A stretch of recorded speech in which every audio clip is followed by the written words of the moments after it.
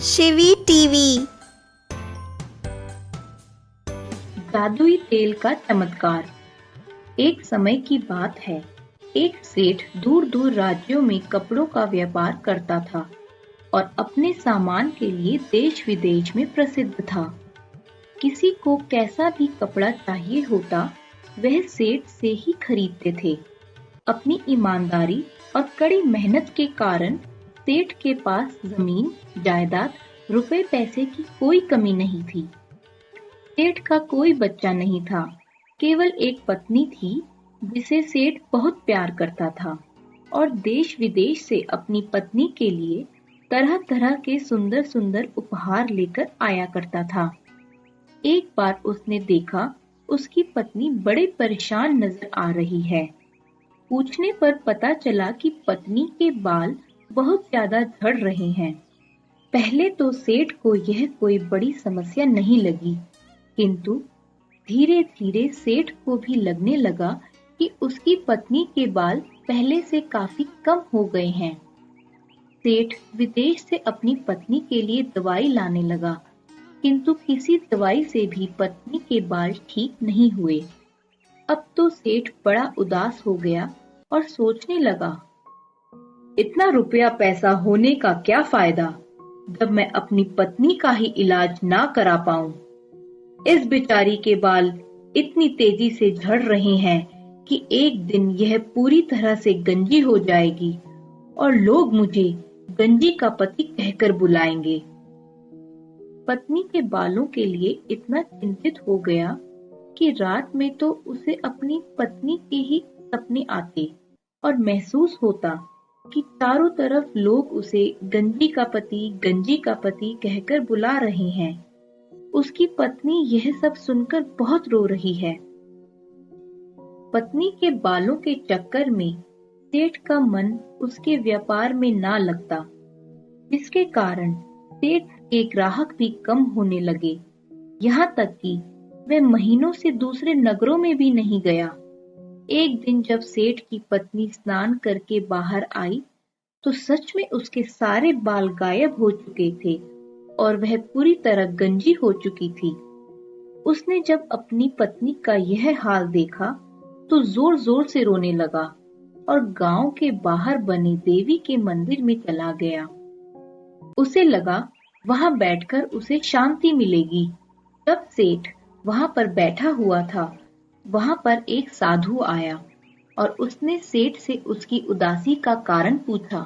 साधु के प्यार भरे शब्द सुनकर सेठ सिसक सिसक कर रोने लगा और बोला, महाराज, मेरी पत्नी के सारे बाल गिर गए और वह पूरी तरह से गंजी हो गई है।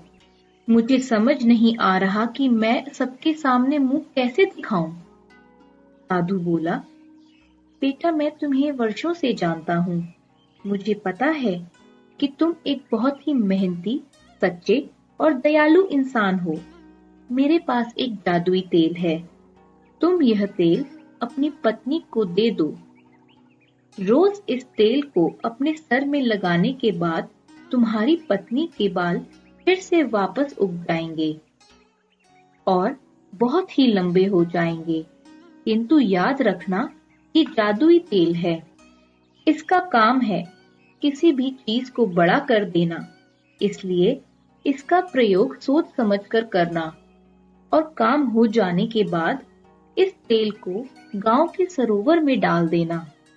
सेठ बहुत खुश हुआ और साधु से तेल लेकर उसने अपनी पत्नी को दे दिया। पत्नी पति के कहे अनुसार रोज उस तेल को अपने सर पर लगाने लगी। सच ही उसके बाल बड़े लंबे हो गए। सेठ की सारी परेशानी दूर हो गई और वह दूसरे नगर को व्यापार के लिए गया।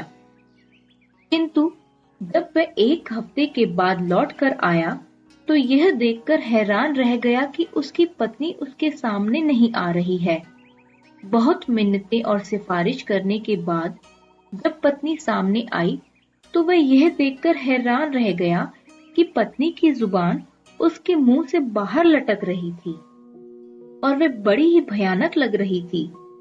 कारण पूछने पर पत्नी ने कहा, सुनिए, मुझसे बहुत बड़ी भूल हो गई।